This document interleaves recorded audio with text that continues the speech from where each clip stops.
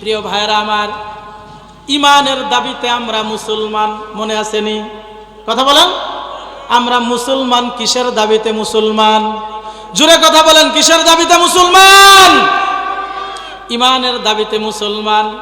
এক শ্রেণীর মুসলমান আছে রেডিমেড মুসলমান। কি মুসলমান? মুসলমান হলো চার শ্রেণীর মুসলমান। কয় শ্রেণীর? জোরে কথা বলেন, কয় শ্রেণীর? চার শ্রেণীর মুসলমান। তন্মধ্যে এক শ্রেণীর মুসলমান হলো রেডিমেড মুসলমান। কথা বলে না, রেডিমেড মুসলমান। এই রেডিমেড মুসলমান কারা জানার দরকার আছে না নাই? রেডিমেড জিনিসের মূল্য বেশি নাকি বানানো জিনিসের মূল্য বেশি? কথা বলেন। অবশ্যই যেটা অর্ডার করে বানানো হয় সেটার মূল্য বেশি, সেটার মজবুত বেশি, সেটা টিকসই করে বেশি। কথা বলেন ঠিক কিনা? রেডিমেড মানেই তো শুধু সাজানো গুছানো, আর কিছুই নয়। এক শ্রেণীর মুসলমান আছে রেডিমেড মুসলমান। প্রিয় উপস্থিতি, আমরা যারা ইসলামকে কবুল করেছি, যারা ইসলামকে মানি, যারা ইসলাম অনুসরণ করি, আমরা সকলেই মুসলমান। সকলেই কি মুসলমান? আমার কথার জবাব দিবে। আমরা সকলেই মুসলমান। কিসের ভিত্তিতে আমরা মুসলমান হলাম?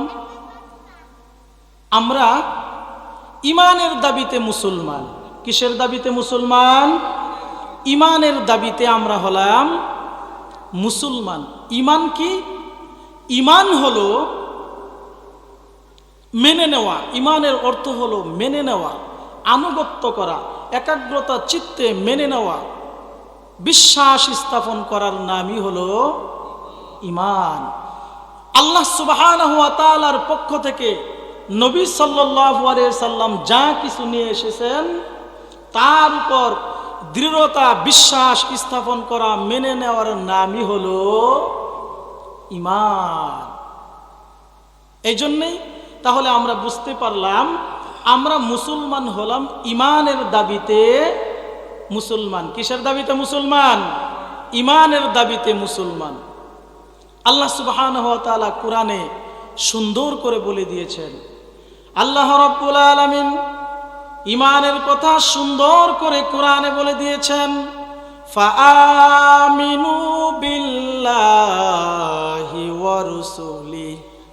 আল্লাহ তাআলা বলছেন, সুতরাং তোমরা আল্লাহ এবং রাসূলের প্রতি ঈমান আনয়ন করো। আল্লাহ সর্বপ্রথম বললেন তোমরা আল্লাহ এবং রাসূলের প্রতি কি আনো? ঈমান আনো। প্রিয় ভাইরা আমার, আল্লাহ যে আছে এটাকে আমাদের বিশ্বাস হয়? জোরে কথা বলেন, বিশ্বাস হয়? আমাদের রবকে হায়াত দাতা, মৌত দাতা, সব কিছুর, সব সৃষ্টির স্রষ্টাকে, এটা কি বিশ্বাস হয়? সকল কিছুর স্রষ্টা হলেন স্বয়ং আল্লাহ।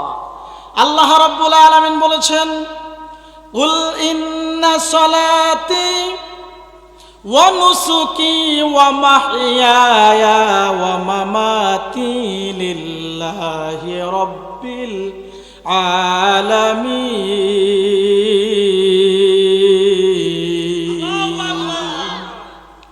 বলো আমার নামাজ, আমার কুরবানি, আমার হায়াত, আমার মৌত সব কিছু মহান আল্লাহ রাব্বুল আলামিনের জন্য।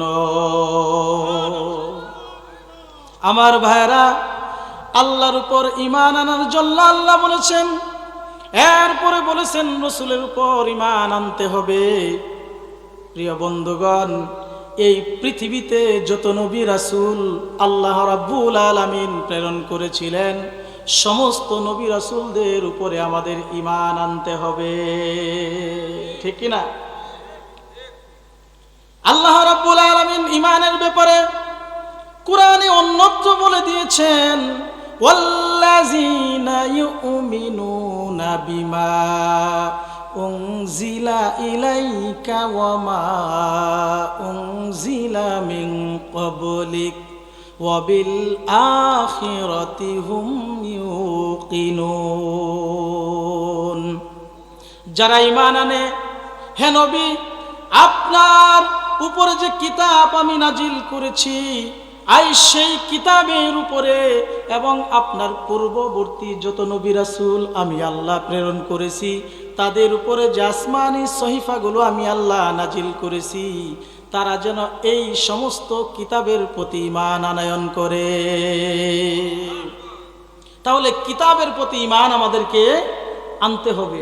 শুধু কোরআনের উপর ঈমান আনলে চলবে না, কোরআন ছাড়াও আসমানি কত কিতাব মনে আছে? 104 খানা কিতাব। কত কিতাব? আমরা মুসলমান, কিন্তু মুসলমানের অনেক কিছু আমরা জানি না।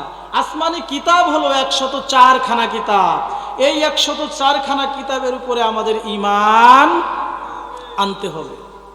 এরপরে আল্লাহ রাব্বুল আলামিন বলেছেন, ওয়াবিল আখিরাতি হুম ইউকিনুন। এই জীবন জীবন নয়, এই জীবনের পরে আরেকটা জীবন আছে, যেই জীবনের নাম হলো পরকালের জীবন। পৃথিবীর যা কিছু সৃষ্টি আছে সব কিছু শুরু হয়েছে, কোনো না কোনো সময় আবার একটা সময় শেষ হয়ে যাবে। কথা বলেন ঠিক কিনা? শেষ হবে না? কিন্তু মরণের পরে যে আরেকটা জীবন আছে, এই জীবন যার শুরু আছে কোনো দিন তার শেষ নাই। তাহলে পরকাল যে আছে এটা আমাদের কি বিশ্বাস হয় কি হয় না? একাগ্রতা চিত্তে আমাদেরকে বিশ্বাস করতে হবে। প্রিয় ভাইরা, তাহলে আমরা মুসলমান, ঈমানের দাবিতে কিন্তু আমরা মুসলমান দাবি করি। কথা বলেন। অন্যান্য ধর্ম, এই বকশীগঞ্জ উপজেলা, বকশীগঞ্জ শহরের ভিতরে অনেক দোকান আছে, অনেক ব্যবসায়ী আছে যারা বিধর্মী, ঠিক না? হিন্দু, অন্য ধর্মের লোক। তাহলে আমরা যে মুসলমান, আমরা হলাম ঈমানের দাবিতে মুসলমান। আমরা আল্লাহকে মানি, পরকালকে বিশ্বাস করি, আসমানি কিতাবকে আমরা বিশ্বাস করি, জান্নাত জাহান্নাম আছে আমরা বিশ্বাস করি, আল্লাহ সুবহানাহু ওয়া তাআলা ফেরেশতা সৃষ্টি করেছেন এটা আমরা বিশ্বাস করি। তাহলে আমরা এটা নির্দ্বিধায় বলতে পারি ঈমানের দাবিতে আমরা কি? জোরে কথা বলেন, ঈমানের দাবিতে আমরা মুসলমান। তাহলে যেহেতু ঈমানের দাবিতে আমরা মুসলমান, আপনাদের কাছে প্রশ্ন হলো, মুসলমানের কৃষ্টি কালচার, মুসলমানের চিন্তা ধারণা, মুসলমানের ধর্মীয় উৎসব আর ভিন্ন ধর্মের কৃষ্টি কালচার ধর্মীয় উৎসব এক নাকি ভিন্ন রকম? কথা বলেন। অবশ্যই ভিন্ন রকম, ঠিক কিনা?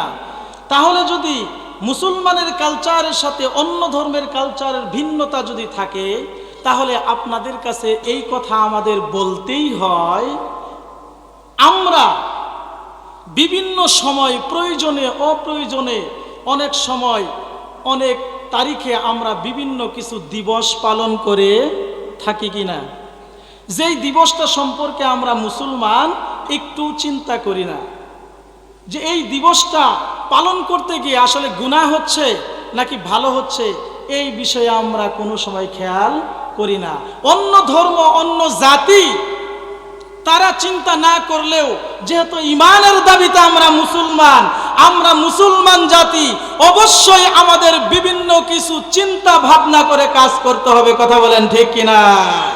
যে কাজটা ইসলাম সমর্থন করে, ইসলাম বৈধতা দিয়েছে, আমরা মুসলমান সেই কাজটা আমরা করতে পারি। আর যেটা ইসলাম সমর্থন করে না, ইসলামের পরিপন্থী কাজ, অশ্লীলতা কাজ, বেহায়াপনা কাজ, সেই কাজটা আমরা যেহেতু ঈমানের দাবিতে মুসলমান, আমরা কি সেটা পালন করতে পারি? কথা বলেন, পালন করতে পারি? আমরা পালন করতে পারি না। যদি দৃষ্টান্ত আপনাদেরকে দেই, এই যে এটা ফেব্রুয়ারি মাস, এর আগের মাস গেল জানুয়ারি মাস, ঠিক না? বছরের শেষ মাস ডিসেম্বর, 31শে ডিসেম্বর ঠিক রাত 12টা 1 মিনিটে 31st নাইট উদযাপন করা হয় কি হয় না? আপনাদেরকে বোঝানোর জন্য বলতেছি, উদযাপন করা হয় না? রাতের গভীরে এই উৎসবটা দিনে পালন করা হয় না, রাতের 12টা 1 মিনিটে। যখন 12টা 1 মিনিট বেজে যায়, তখন যুবক যুবতীরা খোলা মাঠে মোমবাতি জ্বলিয়ে এই 31st night happy new year পালন করে কি করে না? যখন যুবক যুবতীরা এক সঙ্গে এই 31st নাইট যখন পালন করে, ফলশ্রুতিতে এর ফলাফল পরের দিন আসে। আমরা পত্রিকায় বিভিন্ন সংবাদে জানতে পাই 31st নাইট পালন করতে গিয়ে সংঘবদ্ধভাবে তরুণী ধর্ষিত। কথা বলেন, এরকম নিউজ আসে না নাই?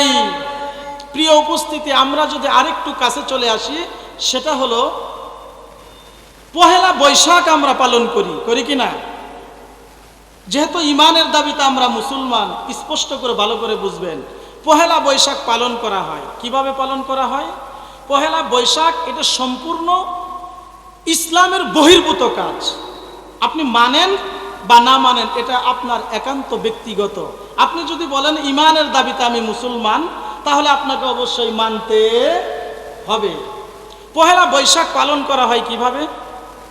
যুবক যুবতীরা নতুন কাপড় পরে, তারপরে বিভিন্ন পশু জীবজন্তুর মূর্তি এগুলা প্রতিচ্ছবি তৈরি করে, তারপরে সুন্দর জামা কাপড় পরে এসো হে বৈশাখ, এসো হে বৈশাখ এই গান ধরে সমস্বরে তারপরে পহেলা বৈশাখকে পালন করা হয়। আল্লাহ রাব্বুল আলামিন এই পহেলা বৈশাখ যারা ইমানদার, যারা মুসলমান, যারা না বুঝে অথবা জেনে যারা বিধর্মীদের সঙ্গে যারা এই পহেলা বৈশাখকে উদযাপন করে, আল্লাহ রাব্বুল আলামিন এদের ব্যবস্থা করে রাখেন। ব্যবস্থাটা কি? কোরআনে আল্লাহ সুন্দর করে বলে দিয়েছেন। আল্লাহ রাব্বুল আলামিন কোরআনে বলে দিয়েছেন, যহরাল ফাসাদু ফিল বাররি ওয়াল বাহরি বিমা কাসাবাত আইদিন নাস।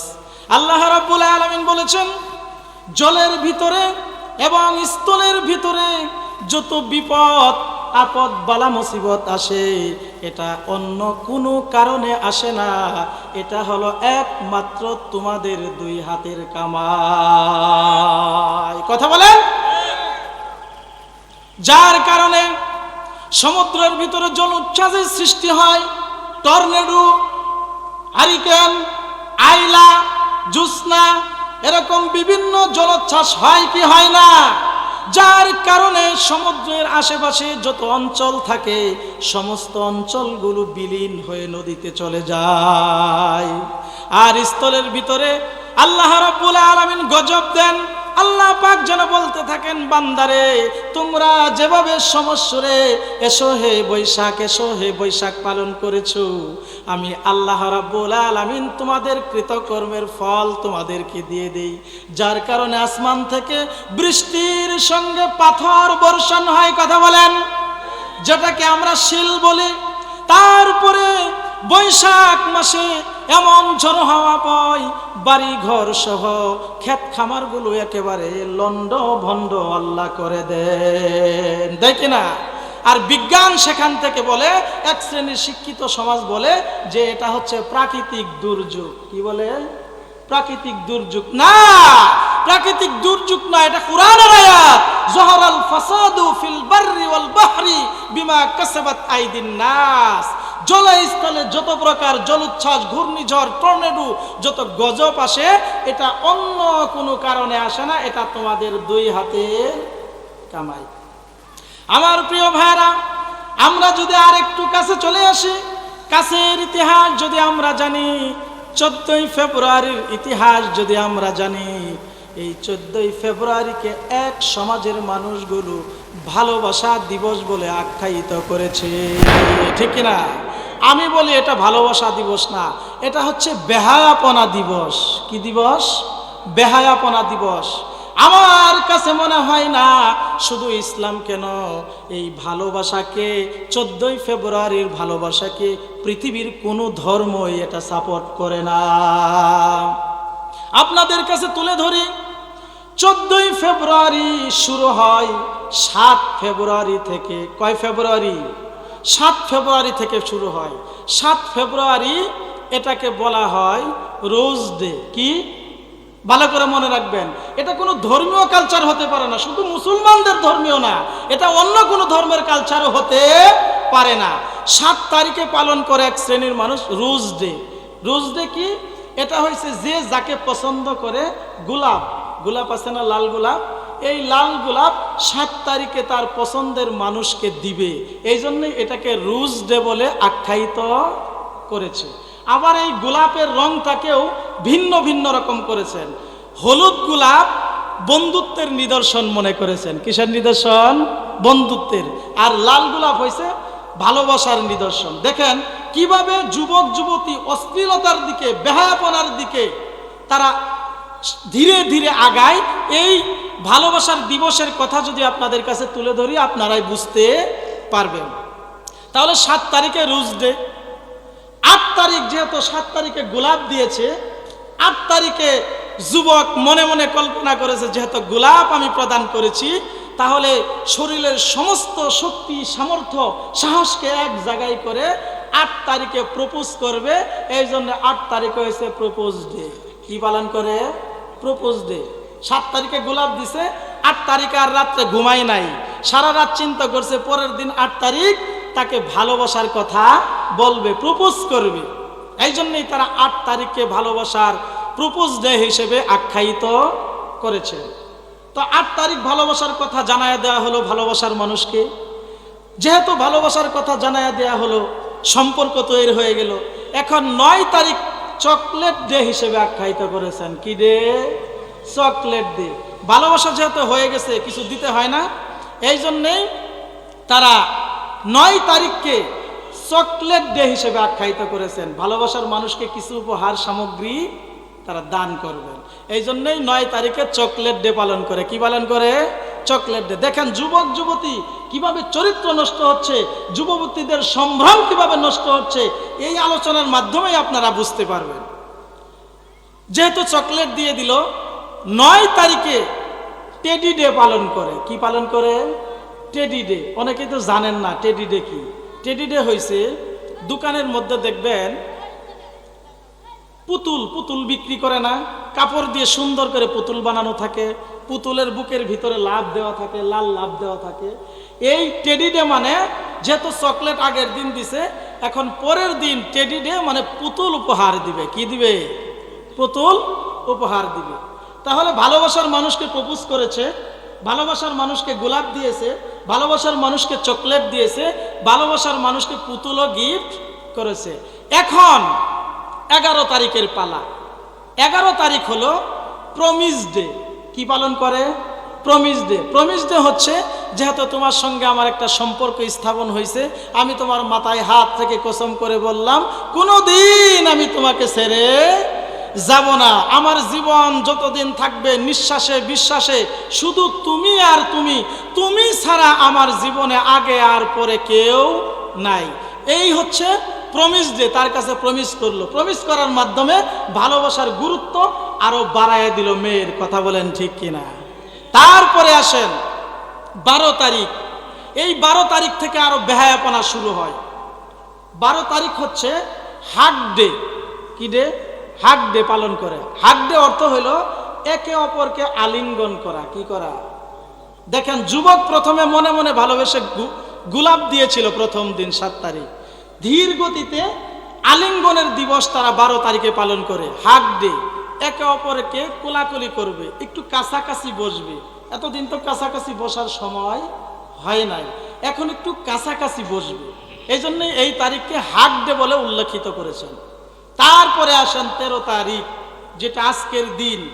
এই 13ই ফেব্রুয়ারি তারা কিস ডে হিসেবে উল্লেখ করেছেন। সকলে বলেন নাউজুবিল্লাহ। কিস ডে মানে ছেলে এবং মেয়ে একে অপরকে কিস করবে, চুমা দিবে, আলিঙ্গন করবে, একটু আদর আপ্যায়ন করবে। যুবকরা হাসতেছে, হ্যাঁ যুবক সাবধান হয়ে যাও। এই জন্য আজকের তারিখ থেকে কিস ডে হিসেবে তারা আখ্যায়িত করেছেন। যেহেতু সব কিছু হয়ে গেল, আলিঙ্গন হয়ে গেল, একটু কাছাকাছি নিবিড় সম্পর্ক হয়ে গেল, যার ফলশ্রুতিতে 14ই ফেব্রুয়ারি ভ্যালেন্টাইন ডে। ওই দিন যুবক তার সারা জীবনের সমস্ত ভালোবাসা উজাড় করে, যুবতী তার সমস্ত ভালোবাসা উজাড় করে বাবা মার চোখকে ফাঁকি দিয়ে একাকী নির্জন জায়গায় গিয়ে একে অপরের ভালোবাসা বিনিময় করে। এই ভালোবাসা দিবসকে উপলক্ষ করে প্রতি বছর অসংখ্য পুরুষ তাদের চরিত্র নষ্ট করছে, কথা বলেন ঠিক কিনা? অসংখ্য নারী তার ইজ্জত সম্ভ্রম সবকিছু তারা নষ্ট করছে। এর ফলাফল কি? এর ফলাফল হচ্ছে এই ভালোবাসার মাধ্যমে, একে অপরের আলিঙ্গন করার মাধ্যমে, বিনিময় করার মাধ্যমে দেখা যায় বিবাহের বহির্ভূত কাজ তারা করার কারণে বিয়ের আগেই মেয়ে সন্তানের মা হতে চলে, কথা বলেন ঠিক কিনা? এই জন্য প্রিয় উপস্থিতি, আজকে আমাদের ঝিনাইগাতি উপজেলাতে ইমাম সম্মেলন হয়েছে। ইমাম সম্মেলনে উপজেলা নির্বাহী স্যার তিনি গুরুত্বপূর্ণ একটি কথা বলেছেন। তিনি বলেছেন যে আমরা বিভিন্ন সময় এই বিবাহের বহির্ভূত কাজ, প্রাপ্ত বয়স্ক না হতেই বিবাহ হয়, সম্পর্ক করে বিবাহ হয়, বাবা মা জানেই না সন্তান কোথায় চলে গেছে। যখন বাড়ি থেকে মেয়ে গিয়ে অন্য ছেলের হাত ধরে যখন চলে যায়, তখন অনেকেই আমাদের কাছে দৌড়ায় আসে যে স্যার আমার মেয়ে তো খুঁজে পাচ্ছি না, অমুক ছেলের সঙ্গে সে পালিয়ে বিয়ে করেছে, এবং বিয়ের বহির্ভূত কাজ হচ্ছে। সাবধান হয়ে যান। এখানে যারা মেয়ের গার্জিয়ান আছেন, মেয়ের বাবা আছেন, আপনাদেরকে সাবধান করে দিতে চাই। যারা ছেলের বাবা আছেন আপনাদেরকে সাবধান করে দিতে চাই। ও যুবক, তোমাদেরকেও সাবধান করে দিতে চাই। আমার কাছে মনে হয় না শুধু মুসলমান ধর্ম নয়, ইসলাম ধর্ম নয়, পৃথিবীতে যত ধর্ম আছে বিবাহের বহির্ভূত কাজ কোনো ধর্মেই সাপোর্ট করে না। বিবাহের বহির্ভূত কাজ কোনো ধর্মেই এটা বৈধতা করে না। এই জন্য যুবক সাবধান হয়ে যান। আর যারা বাবা মা আছেন আপনারাও সাবধান হয়ে যান।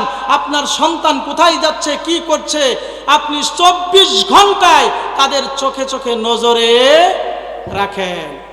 এই জন্য এই দিবস মুসলমানের পালন করা যাবে কি যাবে না?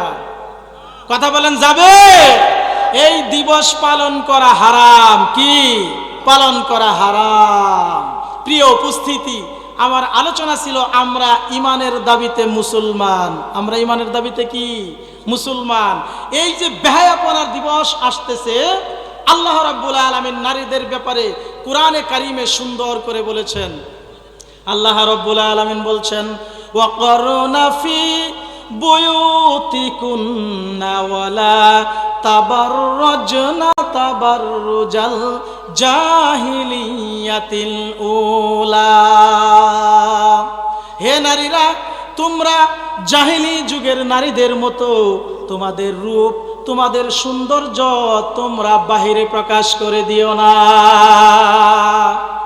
জাহিলি যুগের নারীদের মতো তোমাদের রূপ, যৌবন, সৌন্দর্য তোমরা বাহিরে প্রকাশ ছিল না। ছিল? জোরে কথা বলেন। জাহিলি যুগে কোন নারীদের মর্যাদা ছিল? কোনো ধরনের কোনো মর্যাদা ছিল না। তারা বুক পণ্যের মতো ব্যবহার হতো, তাদের সামাজিকভাবে কোনো মর্যাদা ছিল না। এই জন্য আল্লাহ বলছে, হে নারীরা, তোমরা জাহিলি যুগের নারীদের মতো তোমাদের সুখ, যৌবন, সৌন্দর্য তোমরা পরপুরুষের কাছে প্রকাশ করে দিও না। প্রিয় ভাইরা আমার, ইমানের দাবিতে আমরা মুসলমান, মনে আসেনি? কথা বলেন। আমরা মুসলমান কিসের দাবিতে মুসলমান? জোরে কথা বলেন, কিসের দাবিতে মুসলমান? ইমানের দাবিতে মুসলমান। এক শ্রেণীর মুসলমান আছে রেডিমেড মুসলমান। কি মুসলমান? মুসলমান হলো 4 শ্রেণীর মুসলমান। কয় শ্রেণীর? জোরে কথা বলেন, কয় শ্রেণীর? 4 শ্রেণীর মুসলমান। তন্মধ্যে এক শ্রেণীর মুসলমান হলো রেডিমেড মুসলমান। কথা বলে না? রেডিমেড মুসলমান। এই রেডিমেড মুসলমান কারা জানার দরকার আছে না নাই? রেডিমেড জিনিসের মূল্য বেশি নাকি বানানো জিনিসের মূল্য বেশি? কথা বলেন। অবশ্যই যেটা অর্ডার করে বানানো হয় সেটার মূল্য বেশি, সেটার মজবুত বেশি, সেটা টিকসই করে বেশি। কথা বলেন ঠিক কিনা? রেডিমেড মানেই তো শুধু সাজানো গুছানো, আর কিছুই নয়। এক শ্রেণীর মুসলমান আছে রেডিমেড মুসলমান। এখন রেডিমেড মুসলমান কারা আমরা জানবো। আমার প্রিয় ভাইরা, কোরআনে কারিমে আল্লাহ বলেছেন, ওয়া আকিমুস সালাতা ওয়া আতুজ যাকাত। আল্লাহ পাক বলেছেন, তোমরা নামাজ আদায় করো, নামাজ কায়েম করো, আর তোমরা যাকাত প্রদান করো। যেহেতু আমরা ইমানের দাবিতে মুসলমান, প্রিয় ভাইরা, বক্সিগঞ্জবাসী, আপনাদের কাছে আমার প্রশ্ন হলো, যদি কোনো বিধর্মী বলে আমি নামাজ আদায় করব, তাহলে ওই বিধর্মী আগে কি নামাজ আদায় করতে পারবে নাকি তাকে ঈমান আনতে হবে? কথা বলেন। যদি কোনো বিধর্মী বলে আমি হজ করব, তাহলে কি হজ সে করতে পারবে নাকি আগে ঈমান আনতে হবে?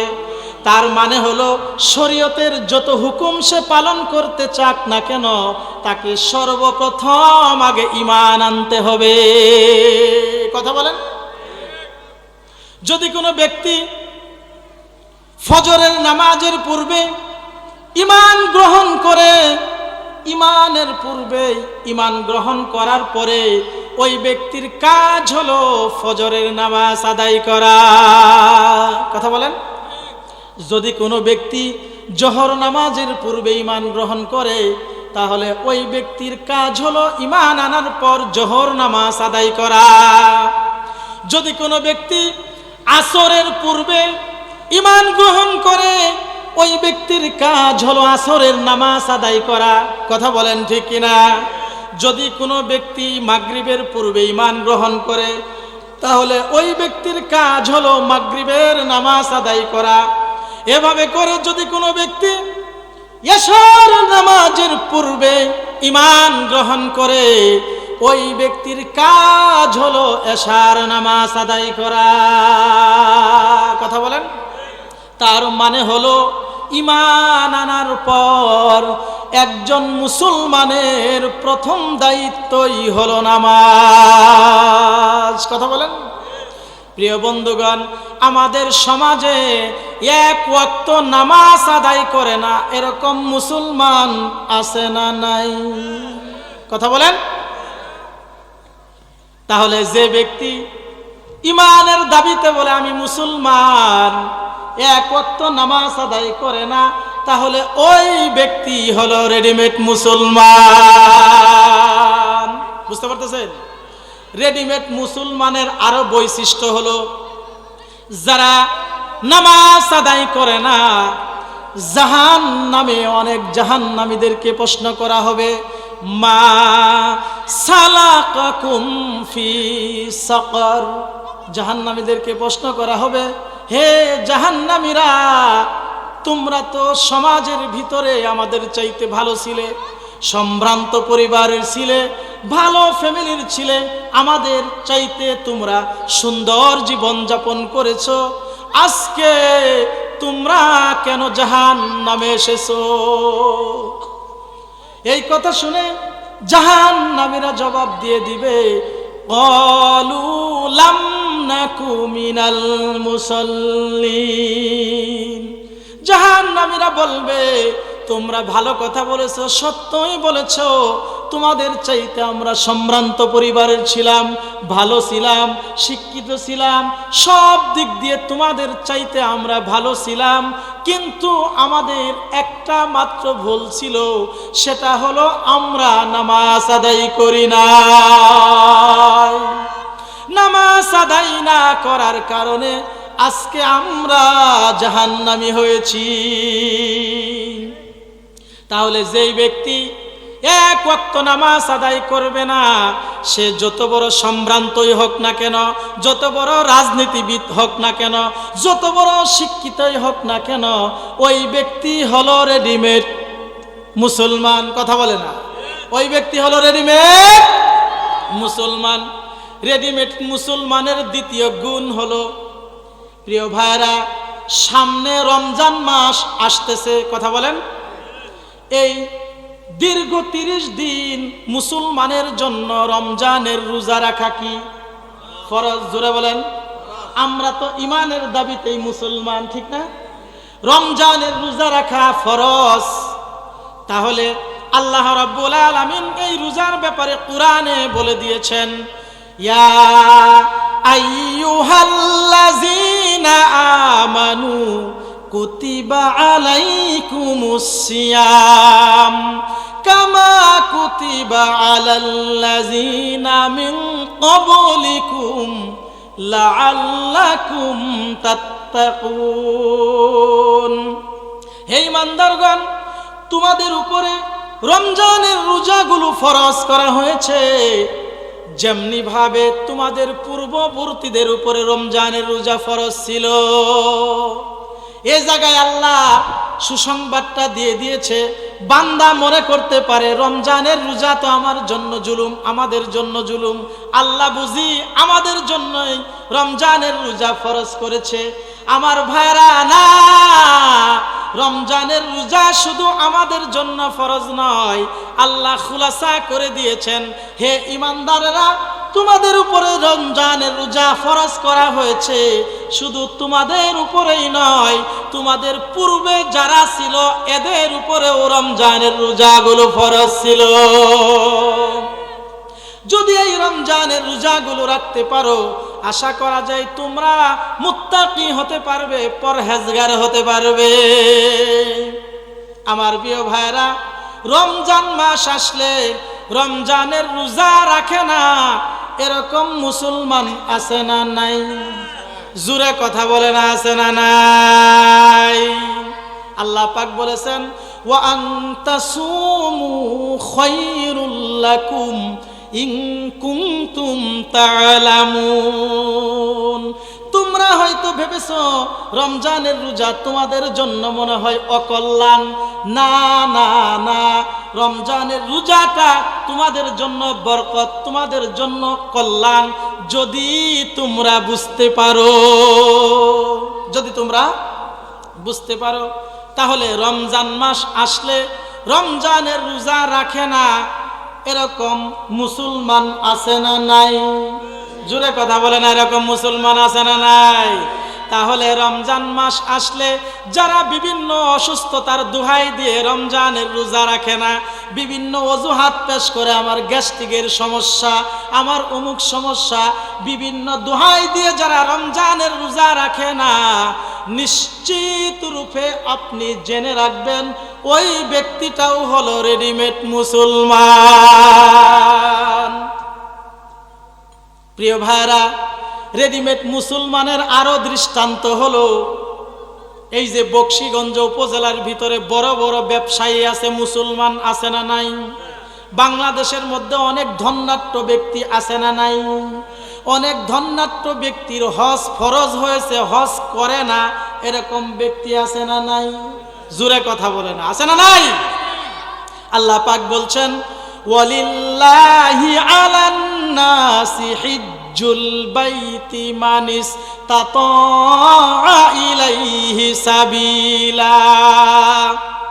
যাদের উপর সম্পদ আছে, বাইতুল্লাহ পর্যন্ত যাদের সামর্থ্য আছে, হজ করার জন্য যারা সামর্থ্য আছে আল্লাহর জন্য, সেই ব্যক্তি যেন ফরজ হজ আদায় করে নেয়। এই হজের সম্পর্ক কিন্তু সম্পদের সাথে। কিসের সাথে?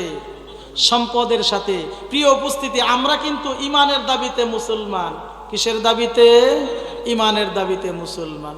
তাহলে যেই সমস্ত ব্যক্তি সম্পদ আছে, বিভিন্ন অজুহাত পেশ করে, আমার ছেলেকে বিবাহ করানো হবে, ছেলেকে বিবাহ করানো ফরজ, বলে কিনা?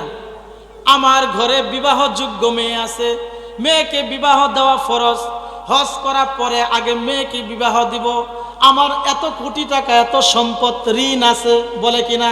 প্রিয় ভাইরা আমার, যত অজুহাত পেশ করে না কেন, এগুলা সম্পূর্ণ বানোয়াট, সম্পূর্ণ মিথ্যা। ইসলামের শরীয়তে হজের সাথে এদের কোনো সম্পর্ক নাই। যাদের উপরে হজ ফরজ হয়েছে, হজ আদায় করে না, নিশ্চিত রূপে জেনে রাখবেন ওই ব্যক্তি হলো রেডিমেড মুসলমান। খারাপ লাগতেছে নাকি? ভালো লাগতেছে? তাহলে যাদের উপরে সম্পদ আছে, হজ আদায় করে না, বিভিন্ন অজুহাত পেশ করে বিরত থাকে, ওই ব্যক্তি হলো রেডিমেড মুসলমান। তারপরে আবার আসেন, রেডিমেড মুসলমানের আরেকটা চরিত্র হলো, আল্লাহ পাক কুরআনে বলে দিয়েছেন, ওয়ামা আতাইতুম মিন যাকাতিন তুরিদুনা ওয়াজহাল্লাহি ফাউলাইকা হুমুল মুদঈফুন। আল্লাহ পাক বলে দিয়েছেন, যারা সম্পদ আছে এই সম্পদশালীর উপরে যাকাত দেওয়া আবশ্যক। কথা বলেন, যাকাত দিতে হবে না যাদের সম্পদ আছে? আমাদের সমাজে দেখা যায় বড় বড় কোটিপতি, বড় বড় সম্পদওয়ালা কিছু শাড়ি, কিছু লুঙ্গি কিনে ক্যামেরার সামনে দাঁড়িয়ে মানুষকে দেখায় দেখায় যাকাত দেয়। এরকম লোক আছে না নাই? কথা বলেন, আছে না? কিছু শাড়ি, কিছু লুঙ্গি মানুষকে দেখায় দেখায়, মিডিয়া ডেকে এনে দেখায় দেখায় শাড়ি লুঙ্গি দেয়। বকশীগঞ্জবাসী, আপনাদেরকে আমি বলে দিতে চাই, যাদের উপরে যাকাত আবশ্যক, আপনার যত সম্পদ আছে আপনি সমস্ত সম্পদগুলো যদি হিসাব না করে যদি সব সম্পদগুলো যাকাতের নামে মানুষকে দিয়ে দেন, আপনার এক পয়সার যাকাত আদায় হবে না। যাকাতের সাথে শর্ত হলো আপনাকে হিসাব করে যাকাত দিতে হবে। কি করে? হিসাব করে যাকাত দিতে হবে। আমার প্রিয় ভাইয়েরা, আপনাদেরকে বলতে চাই, যারা হিসাব করে যাকাত প্রদান করে না, এরা যত বড় ক্ষমতাধর হোক না কেন, যত বড় শাসক হোক না কেন, যত বড় সম্ভ্রান্ত পরিবারের হোক, যত ধন্যাঢ্য ব্যক্তি হোক না কেন, যারা হিসাব করে যাকাত দেয় না, এই ব্যক্তি হলো রেডিমেড মুসলমান। এই ব্যক্তি কি? রেডিমেড মুসলমান। তাহলে আমরা জানলাম, যারা নামাজ ফরজ হওয়া সত্ত্বেও নামাজ আদায় করে না, রেডিমেড। কথা বলেন।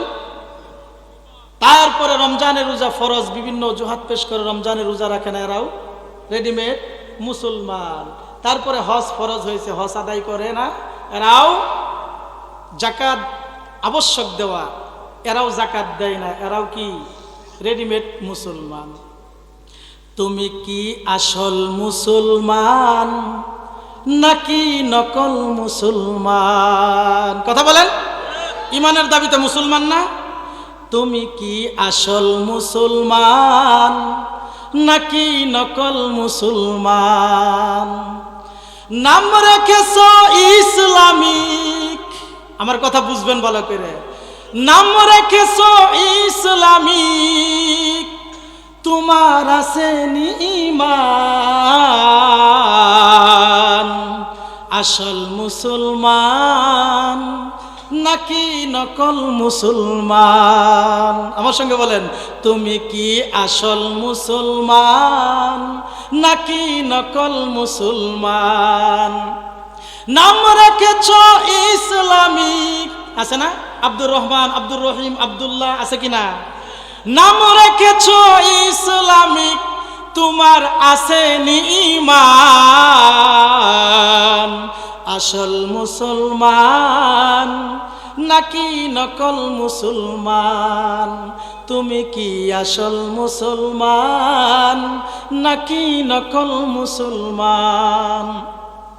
বেশ পোশাক দেখে তোমায় মুসলমান মনে হয়। কথা বলেন। বেশ পোশাক দেখে তোমায় মুসলমান মনে হয়, কাজকর্ম তোমার কেন ভিন্ন ধর্মের হয়? কথা বলেন। বেশ পোশাক দেখে তোমায় মুসলমান মনে হয়, কাজকর্ম কেন তোমার ভিন্ন ধর্মের হয়? বেশ পোশাক দেখে তোমায় মুসলমান মনে হয়, কাজকর্ম কেন তোমার ভিন্ন ধর্মের হয়? চরিত্রটা হয়নি গঠন, চরিত্রটা হয়নি গঠন, ইসলামের করেছ বদনাম, আসল মুসলমান নাকি নকল মুসলমান? তুমি কি আসল মুসলমান নাকি নকল মুসলমান? নাম রেখেছ ইসলামিক, তোমার আছে ঈমান, আসল মুসলমান নাকি নকল মুসলমান? ভালো ভালো কথা বলো, নিজে তো মানো না। কথা বলে না? ভালো ভালো কথা বলে আমাদের সমাজে আছে না নাই? কিন্তু নিজেরা ঠনাঠন। ভালো ভালো কথা বলো, নিজে তো মানো না, পরের ক্ষতি করো তুমি আসল শেয়ানা। কথা বলেন। ভালো ভালো কথা বলো, নিজে তো মানো না, পরের ক্ষতি করো তুমি আসল শিয়ানা। ইমানদারের ভাব ধরেছ, ইমানদারের ভাব ধরেছ তুমি আসলে শয়তান। আসল মুসলমান নাকি নকল মুসলমান? তুমি কি আসল মুসলমান নাকি নকল মুসলমান? নাম রেখেছ ইসলামিক, নাম রেখেছ ইসলামিক, তোমার আছে ঈমান। আসল মুসলমান নাকি নকল মুসলমান? কথা বলেন। কথার সাথে মিল আছে না নাই? অনেক ক্ষেত্রে আমরা মুসলমানের বেশভূষা করে চলি, ঠিক আছে, কিন্তু আমাদের কৃষ্টি কালচার সব বিধর্মীদের কালচারের সাথে সংমিশ্রণ হয়ে গেছে। কথা বলেন ঠিক কিনা? আবার ইমানের দাবিতে আমরা মুসলমান দাবি করি। যদি কোনো ব্যক্তিকে বলা হয় তোমার ইমান নাই, তাহলে দেখবেন আপনার সঙ্গে ঝগড়া লাগায় দিবে। তাহলে প্রিয় উপস্থিতি, এক শ্রেণীর মুসলমান হলো রেডিমেড মুসলমান। দ্বিতীয় নাম্বার আরেক শ্রেণীর মুসলমান হলো, এরা হলো দ্বিমুখী মুসলমান। এরা কি? দ্বিমুখী মুসলমান। এরা নামাজও আদায় করে, রমজান মাস আসলে আবার রোজাও রাখে, এরা হজও আবার করে, আবার যাকাতও দেয়। এরা হলো দ্বিমুখী মুসলমান। দ্বিমুখী মুসলমানের কিছু বৈশিষ্ট্য আছে। কি আছে? বৈশিষ্ট্য, কিছু গুণ আছে।